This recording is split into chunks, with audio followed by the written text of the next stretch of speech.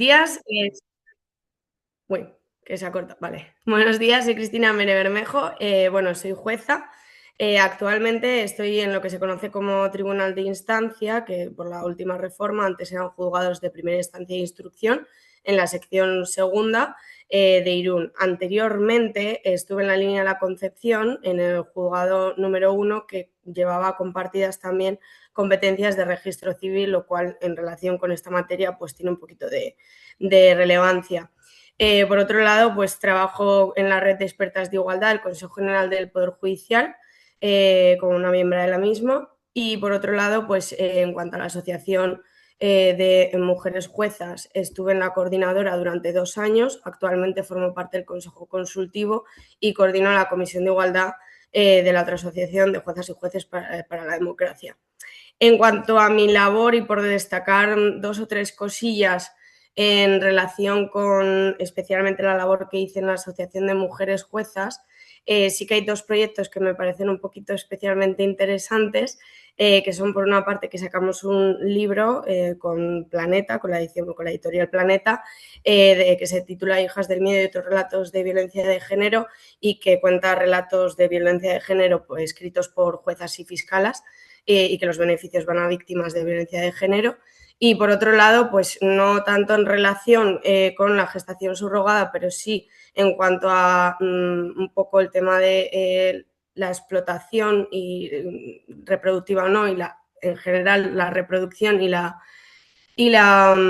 libertad sexual de la mujer. Presentamos un amicus al Tribunal Europeo de Derechos Humanos en relación con un asunto que se conoce como el caso Oviedo, de materia de violencia obstétrica, que más adelante pues entiendo que será resuelto por el Tribunal Europeo de Derechos Humanos, y a ver si con suerte hay un poquito de tela que cortar en esta materia. Y bueno, pues aquí, aparte, pues he escrito otros artículos y dado ponencias y tal en relación siempre con pues la igualdad, la perspectiva de género y especialmente la interpretación y aplicación del derecho. Actualmente, ahora mismo vengo aquí para daros una ponencia sobre explotación reproductiva en relación con el orden público, y pues sin perjuicio de que vaya a hacer algunos comentarios de carácter más moral, ético, incluso algunas connotaciones o cuestiones de carácter médico por necesidad, realmente mi intención es dar una perspectiva un poco más jurídica. Tampoco quiero que la ponencia sea un poco aburrida, y puesto que es 1 hora hablando, pues voy a intentar introducir algunas cuestiones que la hagan un pelín más dinámica dentro de lo que me resulte posible. En todo caso, como voy a intentar ir pasando algunas cosas muy por encima para poder abarcar todo lo que quiero hablar, cualquier cosa que queráis que os explique posteriormente, que desarrolle, o cualquier cosa que luego surja en el debate y que queréis que comente o lo que sea, me decís, y si hace falta, pues me conecto otra vez o os lo mando por escrito o lo que sea. En primer lugar, en cuanto a la gestación maternidad subrogada, lo primero que hay que hacer, como en general cualquier tipo de cuestión de la que se quiera tratar o de la que se quiera hablar, incluso en aquellas cuestiones que se quieren abordar o luchar contra ellas, lo que es principalmente necesario es darle un concepto, un nombre. ¿Y qué pasa con la gestación subrogada? Que existen muchas definiciones, muchos conceptos o muchas formas de darle nombre, pero que además conlleva también que utilizar una u otra tenga por detrás una ideología, ¿no? Depende de lo que se utilice. Entonces, me interesaba empezar a abordar la cuestión un poco con el tema del concepto. En primer lugar, se determinó como maternidad subrogada, lo cual tiene un poco un sentido. La maternidad subrogada se diferencia de la gestación subrogada en el sentido estrictamente técnico, sin perjuicio de que luego se puedan utilizar todos estos conceptos de los que voy a hablar de manera totalmente indistinta, tanto por mí como por los tribunales nacionales e internacionales, y en general yo creo que por la sociedad también. La diferenciación entre la maternidad subrogada y la gestación subrogada es que en la maternidad la madre gestante pone tanto el útero como el óvulo, mientras que en la gestación subrogada, que se considera como un pasito más allá, únicamente pondría, entre comillas, el útero, siendo que el óvulo vendría dado por la madre comitente de intención o bien por una tercera persona, donante anónima o familiar o lo que sea. Posteriormente, se puso también de relevancia en este punto de lo de la maternidad y gestación subrogada el concepto de subrogación. La subrogación en derecho supone sustituir una persona por otra en derechos y obligaciones. Y como era, a ver, al final es un concepto jurídico, cuando hablamos de conceptos jurídicos son aquellos que aunque se puedan utilizar en el ámbito social de otra manera o darle otras connotaciones, en el ámbito jurídico tiene unas connotaciones muy estrictas. Entonces, claro, la subrogación desde el punto de vista jurídico supone esa sustitución en una situación completa, es decir, todos los derechos y obligaciones de una persona que se sustituye por otra. Como esto tenía unos matices que igual pues, para ciertas personas o grupos de personas no eran especialmente interesantes, se cambió por gestación por sustitución o por arrogación, que es otro de los conceptos que podremos escuchar habitualmente. Por otro lado, el feminismo también ha utilizado, en este caso, un poco por contraposición y desde un punto de vista mucho más visual para poner el punto de relevancia en el objeto, el concepto de vientres de alquiler. Aquí nos encontramos con otro concepto jurídico, que es el de alquiler, puesto que se trata de un negocio jurídico, por así decirlo, y que lleva unas connotaciones de carácter jurídico. Por eso se pone un poquito este acento al utilizar los vientres o el concepto de vientres de alquiler, y aquí lo que se quiere poner de relieve es el carácter mercantilista, ¿no?, de esa utilización del vientre de la mujer. Posteriormente hay que resaltar, eso sí, que se han utilizado otros conceptos, ¿no? Pero a partir de ahora podemos hablar ya de lo que es, dentro de esa evolución del concepto, de una verdadera explotación reproductiva. Vale, para considerar que esto, en este caso, cuando estamos hablando de la gestación subrogada, ya digo que voy a utilizar indistintamente uno u otro. Para considerarlo como una explotación reproductiva, tenemos que fijar un poco qué significa explotación, ¿no? Bueno, la explotación implica un aprovechamiento injusto de un grupo, persona o recurso legalmente permitido, pero moralmente cuestionable. Supone la vulneración de derechos fundamentales en contextos generalmente como el laboral, por ejemplo, la esclavitud, el económico, el sexual, por ejemplo, pues en casos de prostitución o pornografía. Dentro de estos últimos, en relación con el ámbito sexual, se engloba, sin que la mayoría de instrumentos internacionales no se refieren a ella de manera directa, pero dentro del ámbito sexual se engloba la explotación reproductiva. Con este concepto se quiere destacar nuevamente la mercantilización de la capacidad reproductiva de las mujeres, especialmente en los casos de gestación subrogada. ¿Por qué digo especialmente? Porque dentro de la explotación reproductiva podemos hablar de otros asuntos o de otras cuestiones, como por ejemplo los supuestos de explotación en relación con la donación de óvulos. Pero bueno, principalmente van a ser los supuestos de gestación subrogada. De esta manera, bueno, pues se produce una instrumentalización del cuerpo femenino con el fin de convertir la reproducción humana en un servicio comercial y en un negocio jurídico, y que queda sujeto a las leyes de mercado. ¿Esto que produce a su vez? Pues una violencia estructural. Se comercializa con los bebés, con las mujeres y se violentan derechos humanos. Vale, dentro de esta explotación o este tipo de explotación sexual, que sería la explotación reproductiva, podemos unirlo al concepto, en este caso, de trata de seres humanos. En cuanto hablamos de trata de seres humanos, estamos hablando de un tipo específico, de un tipo específico me refiero al delito de trata de seres humanos, ¿no? Y la explotación reproductiva sería uno de los fines que se podrían perseguir con esta trata de seres humanos. Ahora mencionaré más, entraré un poquito más en lo que es el tema de la trata de seres humanos, pero antes de esto sí que quería hacer un poquito de referencia a cómo se ha adoptado, en definitiva, un poco en cuanto al concepto de maternidad subrogada, gestación por sustitución o vientres de alquiler, cómo se ha presentado esto a nivel internacional, ¿vale? Y existe un documento que fue presentado por la Relatora Especial sobre Violencia contra las Mujeres y Niñas de las Naciones Unidas, que además este documento trata la gestación subrogada como un caso de trata de seres humanos con fines de explotación reproductiva y que contribuye a un informe temático que fue presentado por la relatora en la 80ª sesión de las Naciones Unidas, pero que fue presentado y gestionado por organizaciones feministas. En este documento que os digo, la relatora sostiene como definición que la gestación subrogada no es una técnica de reproducción asistida, sino una práctica social que puede contribuir a la trata de personas cuando se contrata a una mujer para gestar y entregar un bebé, borrando su maternidad legal.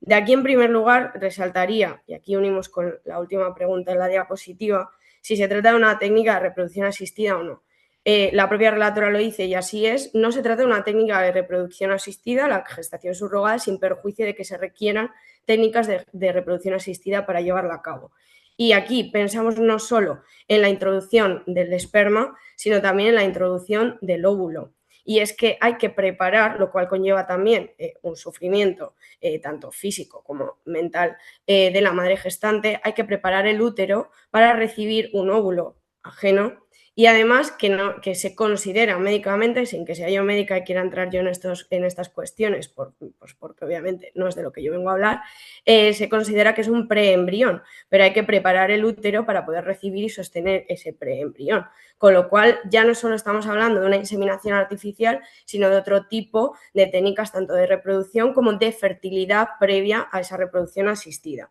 ¿Vale? Y por otro lado, dentro de este concepto también es interesante rescatar el último apartado por el que dice borrando su maternidad legal. A lo largo de esta exposición os comentaré un poquito qué se refiere con esto de maternidad legal. Vale, por otro lado, y en relación con la explotación reproductiva, en relación con la trata de seres humanos, hay que destacar otro instrumento también internacional, que es el Protocolo de Palermo, oficialmente llamado como Protocolo para prevenir, reprimir y sancionar la trata de seres humanos y especialmente de mujeres y niños. Aquí se han olvidado a veces de las niñas, pero suele pasar mucho en el derecho internacional, que fue adoptado por la ONU en el año 2000, que entró en vigor en 2003, y que complementa la Convención de las Naciones Unidas contra la Delincuencia Organizada Transnacional. En su artículo 3 define lo que se considera como trata de seres humanos y entiende por trata de personas la captación, transporte, traslado, acogida o recepción de personas recurriendo a amenaza, uso de la fuerza u otras formas de coacción, rapto, fraude, al engaño, al abuso de poder o de una situación de vulnerabilidad o a la concesión o recepción de pagos o beneficios para obtener el consentimiento de una persona que tenga autoridad sobre otra con fines de explotación. Y dice, esa explotación incluirá como mínimo la explotación de la prostitución ajena u otras formas de explotación sexual, los trabajos o servicios forzados, la esclavitud o las prácticas análogas a la esclavitud, la servidumbre o extracción de órganos. No recoge estrictamente la explotación reproductiva. Obviamente muchos juristas lo consideran introducido en este artículo fundamentalmente porque habla de explotación sexual y al final la explotación reproductiva se considera como un tipo, pero aunque no se considerara como un tipo de explotación sexual, sino que se tuviera en cuenta totalmente aparte, el precepto dice esta explotación incluirá como mínimo, lo cual permite que se haga una interpretación amplia del mismo y por lo tanto que se pueda considerar que uno de los fines pueda ser la explotación reproductiva, siempre y cuando, como hemos visto, pues contenga todos los elementos para considerar que hay una explotación y además, en cuanto a la propia definición, se dé todos los elementos para poder considerar que hay una trata de personas en relación con ese fin. Un poco en el tema de la regulación en cuanto a los instrumentos internacionales, por centrarme un poquito en Europa y sin tampoco hablar de absolutamente toda la materia que hay, que es muy ingente en cuanto a gestación subrogada, sí que me gustaría destacar que hay una resolución del 17 de diciembre de 2015 en el que se recoge por el Parlamento Europeo un informe sobre derechos humanos y democracia en el mundo 2014 y que establece pues, políticas de la Unión Europea sobre esta materia, y hay un capítulo que está dedicado a las mujeres y niñas y a sus derechos. El parágrafo 115 recoge textualmente por parte del Parlamento Europeo, que se condena la práctica de la subrogación que socava la dignidad humana de la mujer, dado que su cuerpo y sus funciones reproductivas son usadas como un commodity. Considera que la práctica de la subrogación gestacional, que involucra la explotación reproductiva y el uso del cuerpo humano para ganancias financieras o de otro orden, en particular en el caso de mujeres vulnerables en países en desarrollo, debe ser prohibida y tratada como un asunto de urgencia en los instrumentos internacionales de derechos humanos. Vale, esto lo dice el Parlamento Europeo. Pero a su vez, el propio Parlamento, en la Estrategia de Igualdad, esto es muy reciente, Estrategia de Igualdad de Género de 13 de noviembre de 2025, condena explícitamente la gestación subrogada, la práctica de gestación subrogada, y además lo considera, bueno, especialmente en su modalidad comercial,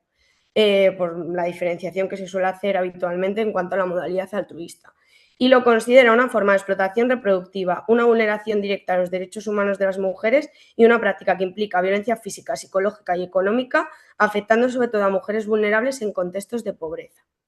En el punto 14 de esta resolución, además, insta a la Comisión Europea a adoptar medidas para erradicar este fenómeno, en línea con la protección de la autonomía corporal y la lucha contra la violencia de género.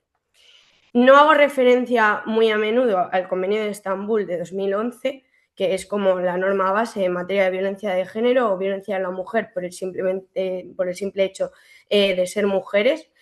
porque básicamente el Convenio de Estambul se utiliza para cualquier directiva del Parlamento Europeo, para cualquier interpretación de cualquier cuestión que tenga que ver con la violencia contra las mujeres o niñas. Entonces, digamos que esta es la norma base y que no hace falta estar como refiriéndose a ella, por así decirlo. Pero bueno, todas sabemos que los artículos 3 y 7 principalmente definen los tipos de violencia contra la mujer y bueno,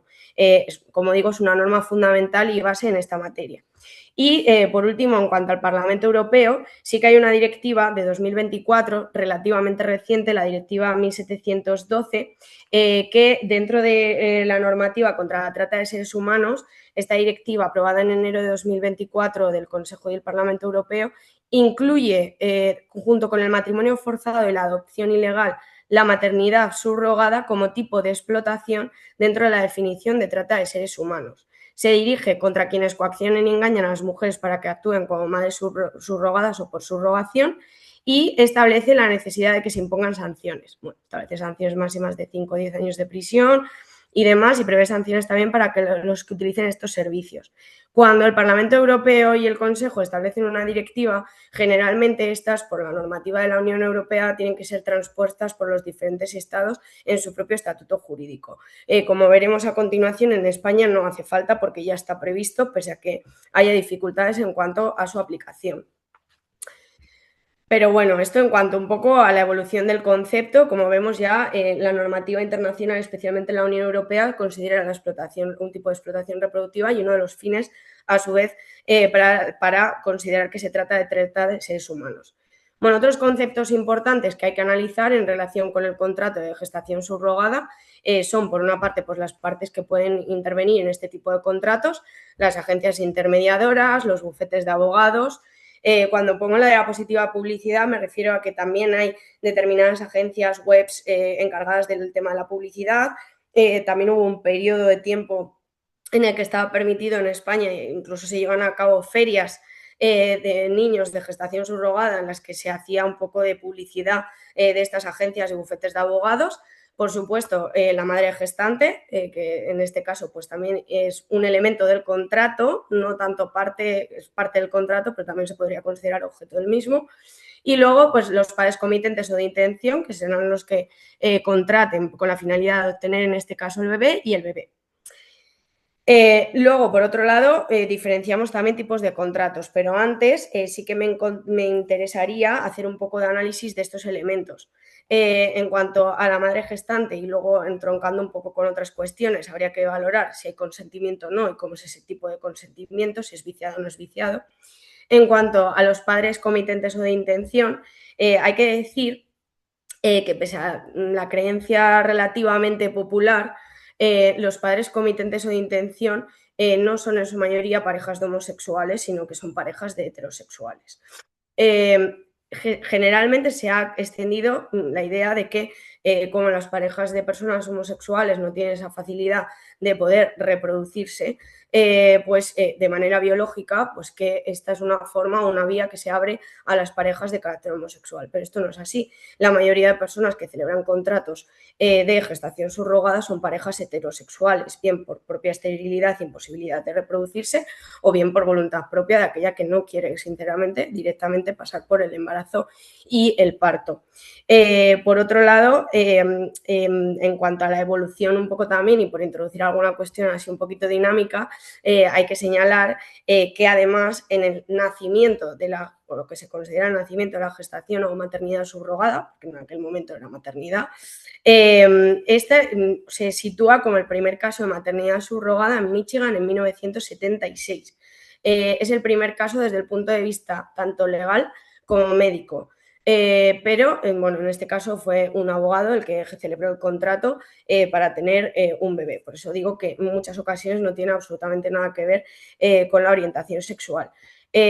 Digo que estamos hablando desde el punto de vista médico y legal porque en 1975 ya se publicó un anuncio en un periódico por el cual una pareja que no podía tener hijos por la esterilidad, en este caso de la mujer,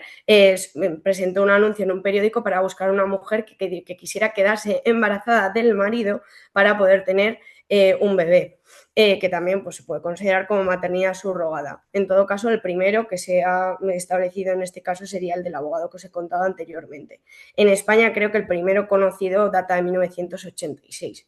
Pero es muy difícil encontrar material real, o sea, que en Internet es muy difícil encontrar datos reales de esto, porque, bueno, pues perfectamente se podía haber producido anteriormente sin que se supiera exactamente que estábamos ante un caso de estos. Uno de los casos más conocidos que fue muy relevante a nivel internacional, porque también puso un poco el foco en la necesidad de tener que regular este tipo de contratos, fue el caso Baby M, de 1986 contra Estados Unidos. En este caso, Mary Beth Whitehead, que era la mujer, es la madre gestante, hay un contrato de gestación subrogada y tiene una beba. Y en relación con el momento en el que se produce el nacimiento, lo que hace es llevársela a Florida, de hecho. Coge a la bebé y se la lleva. En este caso, obviamente, es denunciada por los padres y claro, aquí se plantea pues toda esta cuestión que no se había observado anteriormente del tema de los contratos de gestación subrogada. Estados Unidos, bueno, sus tribunales declararon que el contrato era nulo, el de gestación subrogada, pero sí que entregaron en este caso la custodia a los padres comitentes o de interés o de intención por considerar que ya había un interés superior del menor, que se había criado con ellos y que debía estar con ellos y tener estos la custodia, sin perjuicio de que en este caso se le reconoce a la madre gestante derecho de visita respecto de la menor. Bueno, a partir de aquí pues se ha interesado en la necesidad de tener que regular esta cuestión. Bueno, por otro lado, en cuanto al tipo de contrato, podemos hablar de contrato oneroso o gratuito. El contrato oneroso puede ser o bien porque se pacte un precio como tal por la gestación o bien en los supuestos en los que simplemente se prevé una indemnización de los gastos ocasionados. Y el gratuito pues sería el que regulan algunos de algunos de los estados que sí que admiten la gestación subrogada, en este caso que sería el supuesto totalmente altruista. Por otro lado, en cuanto al componente genético, pues obviamente aquí puede ser con este componente genético biológico, con esta conexión o no. Aquí estaríamos viendo si realmente se pone el esperma por el padre comitente y el óvulo o no por la madre comitente o de intención, o en su caso, sino por no existir este componente genético, simplemente incluso se establece la gestación subrogada con terceros donantes anónimos, familiares o lo que sea. Claro, aquí ya entra un poco el debate ético, porque, bueno, en general toda la cuestión se puede abordar desde el punto de vista ético, lógicamente, pero claro, aquellas posturas que sostienen en este caso, que al final es una forma de poder tener hijos biológicos que de otra manera no serían posibles, cuando estamos hablando de aquellos contratos que se celebran sin necesidad de ese componente biológico, obviamente esa postura o ese argumento se desmorona. Y aquí volvería a hacer otra vez hincapié en el tema de las parejas homosexuales, porque hay ocasiones en las que las parejas homosexuales, hombres, no mujeres, en este caso lesbianas, porque esto es otra cuestión diferente, obviamente. En el caso de las parejas homosexuales hay supuestos en los que incluso regulan la posibilidad en el contrato de introducir el semen de las dos partes, el esperma de los dos padres comitentes, y a raíz de ahí no saber quién de ellos dos ha sido el progenitor. Con lo cual, pues bueno, aquí el elemento biológico realmente es lo relevante para poder celebrar este tipo de contratos. Ahí dejo la pregunta, pues sí, bueno, pues puede interesar para el debate. En todo caso, para nosotros o nuestra normativa, y lo voy a anticipar, pero luego hablaremos del tema, es un contrato que es nulo de pleno derecho. Está, o sea, no sé, está regulado dentro de la ley de técnicas de reproducción asistida, aunque no se considera como tal, pero en todo caso en la misma, en el artículo 10, establece que la madre o la maternidad vendrá determinada por el parto. Y el Tribunal Supremo, que como veremos se ha mojado bastante en esta cuestión, ha abordado esto y ha dicho en varias sentencias que la madre es la que pare porque sin su capacidad transformadora, por mucho material genético que haya de unos o de otros, no hay embrión, no hay feto, no hay bebé. Con lo cual, ya solo por esa capacidad transformadora y reproductora, la madre es la que pare. Y esto entronca un poquito con el concepto de maternidad legal al que, como digo, nos referiremos. Por otro lado, introduciendo otras cuestiones, como ya he dicho, pues dentro del objeto del contrato está el tema de la mujer gestante y su consentimiento, puesto que en este caso el útero se prevé o se percibe como un bien patrimonial disponible. Cuando hablo de la palabra o el vocablo disponible, que es también un concepto jurídico, en el ámbito jurídico, cuando una cosa, un bien patrimonial, una cuestión es disponible, quiere decir que se puede concertar todo tipo de negocios jurídicos o contratos respecto de ese bien. Con lo cual, aquí el vientre o el útero se considera como un bien patrimonial disponible y además objeto de mercado. Y por otro lado, pues el útero también se considera como un continente o una vasija, ¿no? Y por último, pero no menos importante, el objeto del contrato, que es el bebé. El bebé que además se considera como un objeto meramente y que además que en algunos casos se puede ofrecer incluso a la carta. Vale, esto puede dar lugar también a tráfico de niños y de niñas y vulnera sus derechos que se ponen en contraposición, ya veremos en el derecho internacional, sobre el derecho de paternidad o maternidad o el deseo, que no es lo mismo y que además no se ha considerado internacionalmente, y nosotras estaremos de acuerdo que en todo caso no hay un derecho a ser padre o madre, sino en todo caso un deseo. ¿Qué pasa? Cuando tratamos de otras cuestiones hay imperativos legales muchos más claros. Por ejemplo, en el tema de la adopción se tiene claro cuando una adopción es ilegal. Se exige una necesidad de que se declare una idoneidad previa de los padres adoptantes respecto del adoptando para poder realizar una adopción, pero no en el caso de la gestación subrogada. También hay una serie de límites que no se tienen en cuenta. Y si estamos hablando de una persona que tiene, por ejemplo, antecedentes penales en relación con delitos relacionados con la libertad sexual de menores, o simplemente una persona que se dedica al tráfico de menores. ¿Cómo se controla esto? Lo que no está regulado no puede controlarse. Bueno, pues en este caso la relatora, en este caso de las Naciones Unidas sobre explotación y venta de niños, que nuevamente se nos olvidan las niñas, en su informe de 15 de enero de 2018 considera que este tipo de actos suponen venta de niños, la cual queda porque se encuentra prohibida, y recalca la inexistencia del derecho a ser padre o madre. Hay consenso internacional en evitar esta venta y tráfico de niños, pero no hay consenso internacional en prohibir o regular de alguna manera la gestación subrogada. De hecho, cada país lo regula de una manera totalmente distinta. Continuando un poco con este tipo de contratos y casi ya concluyendo esta parte de la exposición, sí que me gustaría poner ejemplos de cláusulas abusivas. En un contrato, en el ámbito jurídico, cuando se celebra un contrato, se establecen unas cláusulas por las partes. Estas cláusulas pueden ser negociadas por las partes individualmente, en las que las partes llegan a un acuerdo sobre cada una de las cláusulas. Pueden no ser negociadas, en el que hay una parte predominante que, bueno, pues establece una serie de cláusulas y la otra la acepta, y que generalmente cuando todos los contratos del mismo tipo contienen estas cláusulas se consideran cláusulas generales o condiciones generales. Y luego, aparte, a mayores, estas condiciones generales no negociadas pueden ser abusivas, que son cuando hay una predominancia de una de las partes de manera que la otra lo acepta porque no le queda otro remedio. ¿Cómo podemos considerar o cuáles podemos considerar como cláusulas abusivas de contratos? Contratos que se están celebrando actualmente en aquellos países en los que sí que se prevé o que sí que se acepta la gestación subrogada. Coartar la libertad, por supuesto, de la mujer durante el periodo de gestación. Se pueden recoger estipulaciones en las que los padres comitentes digan qué hacer, qué no hacer, o incluso qué comer, qué ejercicio hacer, cómo hacerlo, durante cuánto tiempo, durante esa gestación. Se puede prohibir el sexo, pero no solo se prohíben las relaciones sexuales durante el embarazo, sino previo al embarazo, por si cabe la duda de si realmente ese hijo es de ellos o no. Se puede estipular que, obviamente, que se saque leche, que haya una lactancia posterior de ese bebé respecto a la madre gestante, regulando, en todo caso, la relación que estaba a tener posteriormente con el bebé o no. Pero algunas de las más graves, a mi parecer, son aquellas que se refieren al parto,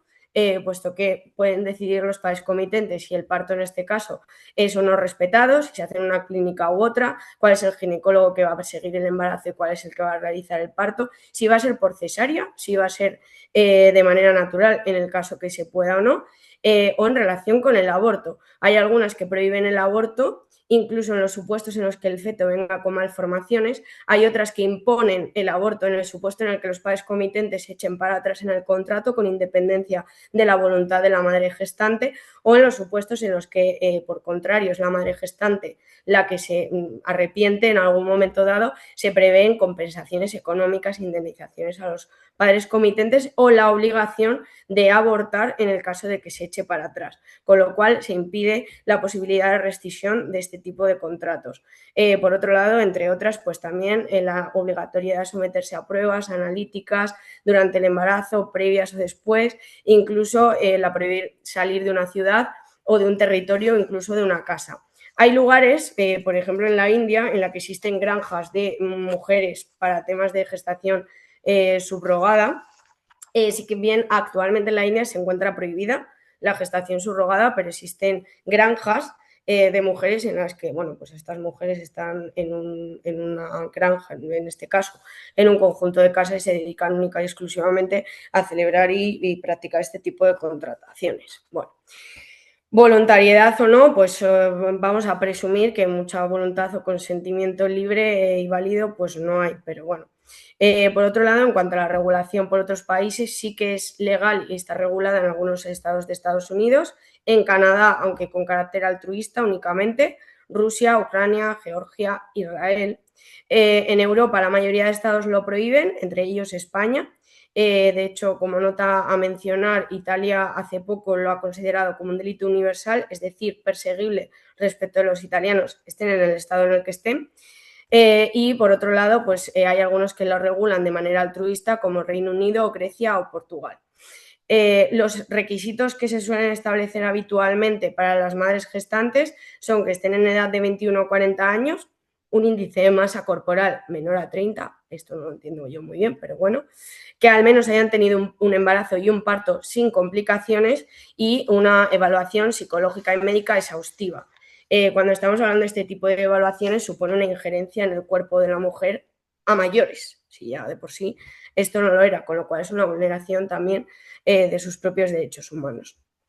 En nuestro estatuto jurídico, es decir, cuando ya hablamos de la legislación española, y aquí vamos un poco a entroncar con lo de la maternidad legal, bueno, en España, según nuestra legislación, este tipo de contratos son nulos de pleno derecho. Ha habido mucho debate jurídico sobre si es nulo, anulable, produce efectos a partir de un momento, ¿no? La realidad es que, como digo, el Tribunal Supremo aquí también se ha mojado mucho, hay muchísimas resoluciones del Tribunal Supremo hablando de temas de contratación de gestación subrogada, y en todo caso es un contrato nulo que no produce efectos, ¿vale? Como tal, la madre es siempre la que da luz, la madre es la que pare. Viene determinada la filiación y la maternidad, en este caso por el parto, y además esta filiación no es renunciable. O sea, la madre siempre va a ser la madre biológica, y no puede renunciar a ser madre. Vale, una cosa es esto como dogma, y otra cosa es cómo se prevé la regulación en el caso de que sí haya habido efectivamente un contrato de gestación subrogada y demás. Bueno, partiendo de esta premisa, hay que determinar la filiación del bebé en aquellos contratos o en aquellos supuestos en los que ya se ha procedido a realizar la contratación y la gestación y el parto. El padre generalmente podrá venir determinado por la prueba de ADN en el supuesto en el que haya puesto su esperma, y uno de los problemas más importantes que se suscita en cuanto a la filiación es el de la madre comitente, cómo se determina la maternidad respecto de la misma. Aquí me parece interesante también introducir en el debate aquellos supuestos en los que, como veremos, cabe la posibilidad de que se reconozca una adopción. ¿Qué pasa cuando los padres comitentes o de intención contratan una gestación subrogada y aún pese a esa contratación de la gestación subrogada, pues se produce una separación posteriormente? El padre es padre y la madre no lo es. Al final, por un lado o por otro, pues las perjudicadas siempre son las mismas. Bueno, en cuanto a esto, como digo, la filiación no se puede determinar, la madre es la que viene determinada por el parto, pero como digo, sí que cabe la posibilidad de que se pueda determinar esa filiación respecto a la madre comitente a través de la adopción, que es uno de los supuestos que se ha regulado aquí en nuestro ordenamiento jurídico en España. Esta adopción o este tipo de adopción se considera adopción privilegiada. Cuando hablamos de adopción privilegiada nos referimos a un tipo de adopción en el que se contemplan menos requisitos legales que en otros tipos de adopción. Por ejemplo, esa declaración de idoneidad de la que hablábamos antes no es necesaria, tampoco se contemplan determinados límites relacionados con la edad respecto del menor. Y en este caso lo que se establece es simplemente, pues por ser la pareja del padre biológico, la posibilidad de que se adopte al menor. Se exige como requisito, en el caso de que haya madre gestante, madre biológica, el asentimiento de esta madre a la adopción, es decir, que autorice la adopción. No renunciando a su filiación, no renunciando a ser madre biológica, pero asiente que su hijo sea adoptado por otra mujer. Por eso la diferencia entre asentir y consentir. En cuanto a este tipo de situaciones que se pueden dar, hay que señalar que hay órganos jurídicos en España y determinados tribunales que han previsto la necesidad de que la madre gestante tenga que desplazarse a España y ver en persona, vislumbrar si realmente hay un consentimiento, un asentimiento a esa adopción por la madre gestante, o tratar de comprobar un poco la situación en la que se ha podido obligar a celebrar ese contrato. Pero la realidad es que esto es muy complejo y tampoco soluciona nada, puesto que muchas de ellas no se pueden desplazar, al final no se desplazan, se hace a través de instrumentos internacionales pues, de auxilio entre diferentes países. Bueno, sí que es interesante igual aquí mencionar esta regulación de este tipo de adopción privilegiada en relación con otras adopciones, no por el hecho ya de fijar la filiación de la madre comitente, sino por hacer un poco una comparación. Estamos hablando de que para cuando tratamos una adopción, en este caso se recogen determinados requisitos bastante estrictos en nuestro ordenamiento jurídico, y que además hay un consenso internacional para prohibir la adopción ilegal en la que no existan estos requisitos, y en cambio en los supuestos de gestación subrogada estos requisitos se olvidan completamente, cuando es evidente que son situaciones bastante similares una vez que se produce el parto, para poder determinar esa filiación del menor. Uno de los requisitos, y bueno, y aquí cada una pues que piense un poco qué imagen se le viene a la cabeza, es la edad mínima o máxima que se puede tener para adoptar. Y aparte la diferencia de edad, que en España se establece en 45 años entre el adoptante y el adoptando. Bueno, pues hay supuestos en los que esto nos lo saltamos cuando estamos hablando de gestación subrogada. Bueno, por otro lado,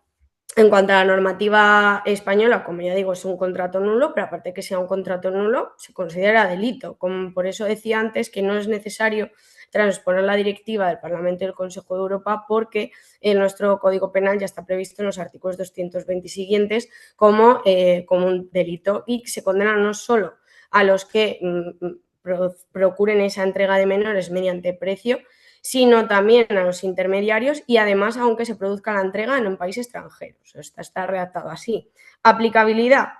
pues prácticamente nula. Hay una sentencia a la Audiencia Nacional de octubre de 2008, la sentencia 60/2008. La realidad es que habitualmente lo que hacen los padres comitentes o de intención es contratar la gestación subrogada en un país en el que se esté permitido y luego extrapolarlo a España para poder traer al bebé y determinar la filiación de alguna de las maneras que ahora después veremos. Pero antes de entrar en esto, sí que recalcar que está la ley 14/2006 de 26 de mayo sobre técnicas de reproducción humana asistida, que en su artículo 10 es el que establece que este contrato de maternidad subrogada es nulo y además determina la maternidad por el parto, o sea, lo recoge esta ley también tajantemente. Por otro lado, esta ley ha sido modificada por la Ley Orgánica 1/2023 de 28 de febrero, que a su vez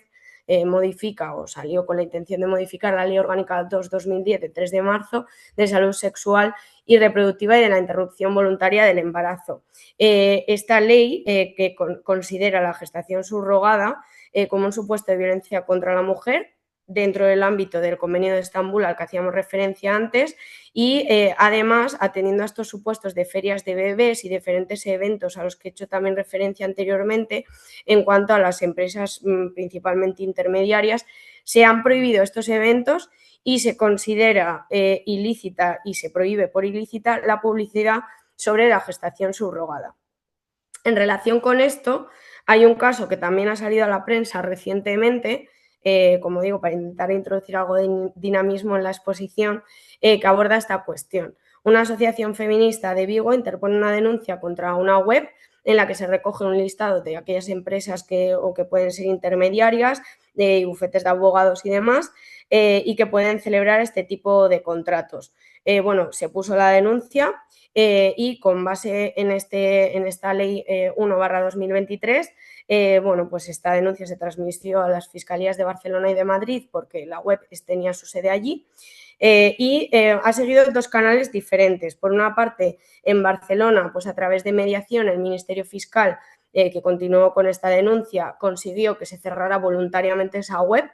Y por otro lado, en Madrid, se instó por vía mercantil como tipo de competencia desleal y con base a que se trata de un tipo de publicidad ilícita, se solicitó el cierre de la web como medida cautelar, lo cual también es bastante interesante. Luego, en cuanto a la problemática que planteábamos antes en cuanto a la afiliación y a la celebración de este tipo de contratos, como decimos, partiendo del dogma de que el contrato es nulo y la madre es la mujer que pare, pues claro, el problema es cuando ya se ha celebrado este contrato, ¿vale? Generalmente, como digo, estos contratos se celebran en el extranjero, en países donde sí que se encuentra esto permitido, obviamente vulnerando el derecho internacional, como digo, estos contratos que se celebran allí, luego lo que se pretende es reconocer la afiliación aquí. Hay determinados supuestos más sencillos cuando el padre es el que pone el esperma, pues a través de la comprobación del ADN, la afiliación del padre se puede estipular y determinar de manera sencilla. Claro, el problema, como decíamos antes, es el de la madre comitente y un poco también el que renuncie, entre comillas, a sus derechos la madre gestante. Aquí ha habido bastante confluencia de cuestiones, ¿vale? Porque por una parte estaba la Dirección General de Registros y el Notariado, que regulan un poco el reconocimiento y la inscripción de estos bebés en el registro, con todos los derechos que pueden venir en cuanto a su propia identidad en el registro civil. Y por otro lado, pues también está el tema del Tribunal Supremo, que se ha pronunciado, como digo, bastante tajante en cuanto a esta materia. La Dirección General de Registros y del Notariado ha ido variando un poco en cuanto a su contenido y a su interpretación. Hay momentos en los que ha exigido que el contrato que se celebrara en el extranjero fuera después determinante de la afiliación del padre, de la paternidad y de la maternidad de los padres comitentes y que además se hubiese determinado así en una resolución judicial del país extranjero, de manera que la forma de traerlo a España hubiese sido simplemente el reconocimiento de este tipo de resolución extranjera por medio de auxilio internacional. Se reconoce la resolución de carácter extranjero y punto. Por otro lado, o en otros momentos, se determinaba pues la necesidad de que se determinara mínimamente aquí la afiliación del padre a través de esta prueba de ADN. Actualmente se exige que se haya determinado por ADN la afiliación del padre y que se haya iniciado ese procedimiento de adopción por parte de la madre comitente, que como digo, pues genera el problema de ¿y cuándo se separan los padres comitentes? ¿Qué pasa en ese ínterin? El padre comitente se puede quedar con toda la custodia, patria potestad y demás del niño, y la madre es como si no hubiese existido en ningún momento. ¿Qué es lo que ocurre aquí? Entonces, bueno, esto un poco más de cara al debate. En todo caso, hay que decir que el Tribunal Supremo, y ya que hay que diferenciar dentro del Tribunal Supremo dos vías, que ahora explicaré un poquito, pero el Tribunal Supremo en su sentencia de 1626 de 2024, por poner un par de ellas a título ejemplificativo, pero ya digo que hay un montón. Estas son un poquito más recientes, de 4 de diciembre, hay otra posterior, la 5.879 de 2024, reitera siempre que los contratos de subrogación vulneran la dignidad de la mujer y del menor y que su reconocimiento es contrario al orden público español. Y además niega la posibilidad de que se pueda determinar la filiación por posesión de Estado, que esto es nuevamente otro concepto jurídico que si queréis pues puedo desarrollar en otro momento, pero básicamente viene a determinar que, bueno, pues que el hecho de que la madre comitente haya ejercido de madre durante X tiempo no supone determinar la maternidad a favor de la misma, puesto que no hay un elemento biológico ni tampoco se ha instado un procedimiento de adopción. Hay que diferenciar, como digo, en el Tribunal Supremo las dos salas fundamentales que han tratado este tema. Por una parte tenemos la sala civil y por otra parte la sala de lo social. Bueno, hay 5 salas, estas dos han tratado el tema de manera diferente porque la sala de lo civil es la que regula o la que se refiere a la interpretación de la aplicación de normas de carácter civil, es decir, en relación con esto, filiación, paternidad, maternidad, adopción, contratación, si se considera contrato nulo o no, y demás. Y por otro lado, el ámbito social es aquella sala que se refiere a prestaciones en relación con la paternidad, la maternidad, pues piénsese en excedencias, bajas, reducciones de jornada y demás. En este segundo caso, por el ámbito social, el Tribunal Supremo sí que se ha mostrado más favorable a reconocer al menos la existencia de los contratos de gestación subrogada que ya se han producido de manera real y pues procurar en mayor interés del menor el reconocimiento de esas bajas, excedencias, reducciones de jornadas y demás. Bueno, por el Tribunal Supremo, como digo, está un poco esta doble vía. Por la parte civil sí que se muestra súper tajante y se ha mojado reconociendo que, bueno, pues que lo he dicho, que es un contrato nulo y que vulnera los derechos de la mujer y del menor. Y aquí entramos un poquito en el ámbito del derecho internacional, pues porque nosotros al final estamos también vinculados, por lo que dicen en esta materia, los tribunales extranjeros, en este caso pues el Tribunal de Justicia de la Unión Europea o el Tribunal Europeo de Derechos Humanos. Me voy a remitir un poquito a Italia, porque ya he hecho mención antes a que lo ha declarado como delito universal, porque hay un caso que es bastante interesante. Digamos que generalmente los tribunales internacionales, en este caso el Tribunal Europeo de Derechos Humanos, pero que podría ser también el Tribunal de Justicia de la Unión Europea, a la hora de meterse en determinadas cuestiones, sí que exige, como ya hemos visto antes, un consenso internacional en cuanto a la regulación de una materia, ¿vale? Pero no se mete directamente a evaluar cuando un Estado lo hace bien o mal. Se mete, por así decirlo, a evaluar cuando las autoridades de un Estado lo hacen bien o mal en relación con su propia normativa interna.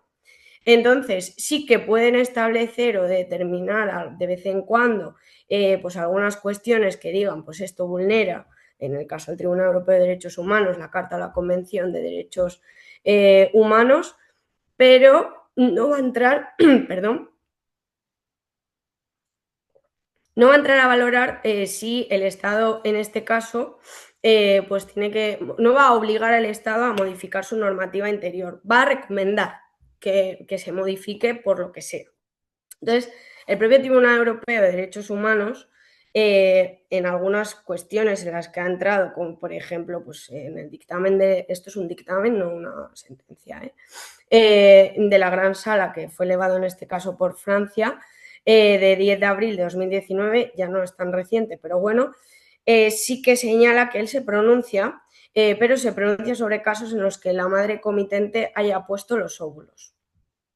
que ya no se pronuncia tanto cuando no pone los óvulos. Y en todo caso, dice que no es contrario al interés del menor reconocer la filiación de la madre comitente. La acaba además equiparando a una situación de adopción. Quiero decir con esto que al final entra, pero entra un poco a medias. Ahora, sí que hay casos en los que se han pronunciado que son bastante importantes y que tienen interés. Hay un caso muy concreto que es el de Paradiso y Campanelli contra Italia, ¿vale? En este caso, las autoridades italianas, es de 2015 y 2017, porque el propio tribunal hace dos pronunciamientos que además son contradictorios entre sí.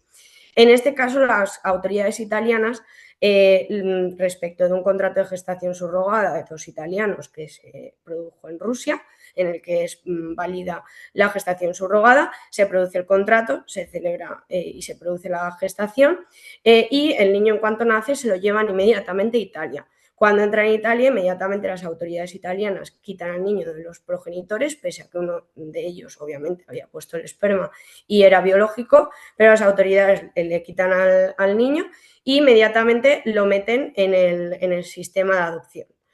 Entonces, claro, aquí la cuestión, y por esto es relevante, los tribunales internacionales normalmente lo que hacen es declarar nulo el contrato, porque se considera nulo el contrato de gestación subrogada, pero asumir que los padres comitentes acaban atendiendo esa patria potestad, esa custodia de los menores, respetando aquí el derecho de vida familiar de los menores, el derecho a poder tener una intimidad y una familia. Y como generalmente ya se ha desarrollado esta vida durante un periodo de tiempo cuando el tribunal se pronuncia, pues se considera peor para el menor y más contrario a su interés, en este caso que se declare que no, que se le retire de los padres comitentes. Pero claro, en este caso las autoridades italianas lo habían retirado en el momento uno, no había dado tiempo a que el menor pudiera estar con los padres comitentes. Con lo cual, el Tribunal Europeo de Derechos Humanos consideró en este caso que en el interés superior de la familia pues que cabía esta aplicación de la norma y que por lo tanto las autoridades italianas habían hecho bien. Sí que se han planteado otros casos posteriormente, además en Italia, y en este caso de manera contraria, el Tribunal Europeo de Derechos Humanos ha condenado a Italia por no reconocer y no inscribir a una menor que cuando se pronunció el tribunal tenía 4 años, porque claro, estaba en un limbo jurídico y esto sí que lo han dicho los tribunales internacionales y es en especial el Tribunal Europeo de Derechos Humanos. Lo que no se puede hacer es dejar a los menores en un limbo jurídico. Entonces era un menor con 4 años en Italia que además era considerado por los italianos como apátrida. Claro, aquí sí que el Tribunal Europeo de Derechos Humanos ha condenado a Italia. Claro, aquí es un poco el conflicto que se plantea, ¿no? Y que al final está a la orden del día porque no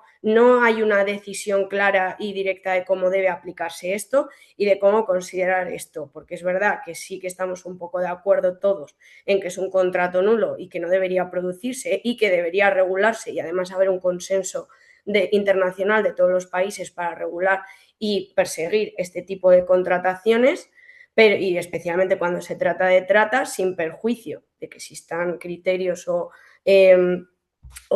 grupos que consideren que debe ser regulada de manera altruista, pero bueno, en todo caso la comercial sí que se considera nula y perseguirle, pero claro, también luego entra la problemática de qué hacemos con el niño y qué hacemos con los padres comitentes y con la familia cuando ya se ha producido el contrato y ya se ha producido el parto. Bueno, en este caso hay que decir, ya por un poco por hacer referencia al tema jurídico, está regulado en los artículos 12 y 8 del Convenio de Derechos Humanos, o más que regulado, los tribunales cuando lo aplican se refieren a estos artículos. ¿Por qué? Dentro de que ya hemos dicho antes que el derecho a ser padre o madre no existe, sino que es un deseo, y esto se ha estipulado así, estos dos artículos sí que regulan, por una parte, pues el derecho a contraer matrimonio, a formar una familia, a tener una relación de pareja, y respecto a los menores, pues a esa vida familiar y a formar parte de una familia. Entonces, en cuanto a esto, pues sí que se prevén estos artículos, estos derechos, que son los que se suelen contraponer en cuanto a las posturas que se analizan por los tribunales internacionales a la hora de determinar o no qué se hace con ese bebé, si se considera, pues eso, que ha habido una mala actuación por el Estado de que se trate o no. Como digo, y sin dar una solución real, porque es que no hay solución actualmente, un poco el conflicto que existe en derecho y que es un debate universal y además inagotable, básicamente es este. Y bueno, pues lo dejo ya un poco para el tema del debate. Luego, aparte, y ya un poco en relación con el debate, sí que me parece interesante hacer un poco comparación con otro tipo de cuestiones. O sea, como decimos, sí que se ha considerado que está mal, moral y éticamente, el uso mercantilizado, incluso en una sociedad capitalista, del cuerpo humano. Por ejemplo, extracción de órganos. En la extracción de órganos se considera, está en todo el plano internacional está de acuerdo en que es perseguible y no solo que es nulo o está prohibido, que es ilícito. También hay un consenso internacional respecto a la trata relacionada con fines de explotación sexual, sin perjuicio de que todavía esté el debate respecto de la prostitución y la regulación de la prostitución. Pero cuando se trata de trata, está claro y está regulado con nombre y apellidos, pero no así cuando hablamos de explotación reproductiva y de gestación subrogada. Entonces, bueno, este tipo de comparativas creo que son interesantes para introducir en el debate y aparte, cuando se habla de la regulación, y bueno, aquí voy a pasar ya de diapositiva porque tenía algunas cuestiones para poner un poco en cuestión con el debate.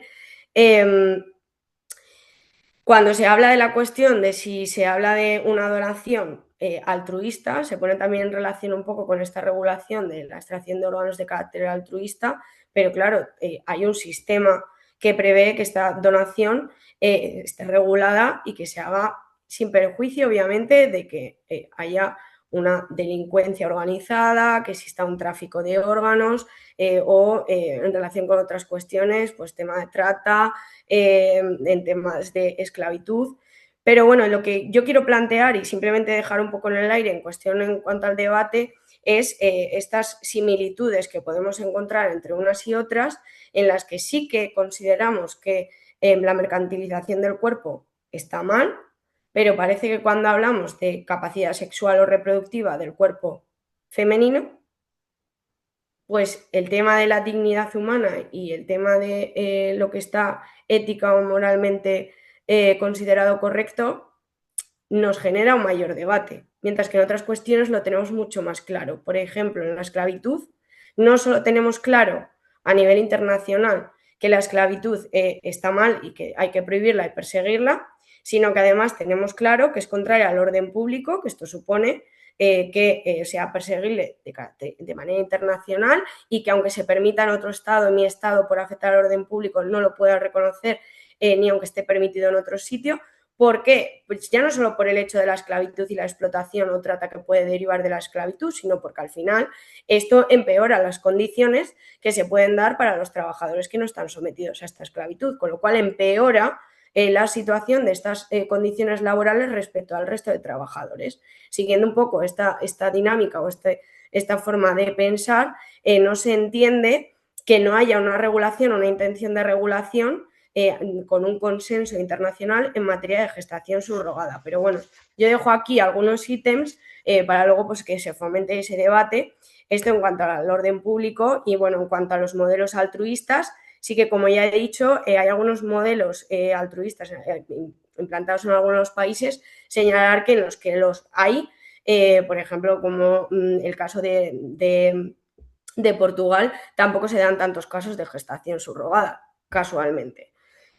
Luego, aparte, hay que tener en cuenta que incluso siendo altruista, hay que regularlo muy, muy bien desde el punto de vista de la mujer gestante, por toda esa intervención, como digo, o ese desafío emocional y psicológico. Y en relación con esto sí que plantearía o introduciría un concepto que, como digo, yo tampoco soy experta en la materia, pero sí que me parece que es bastante interesante, el del microquimerismo fetal. Ya hay estudios que revelan que hay un traslado, por así decirlo, de células del bebé y la madre que permanecen en el cuerpo del otro incluso después del parto. Entonces, es decir, que porque la mujer gestante tenga un bebé con el óvulo de otra mujer ya no hay tanta relación, bueno, pues esto se nos está empezando a decaer un poco.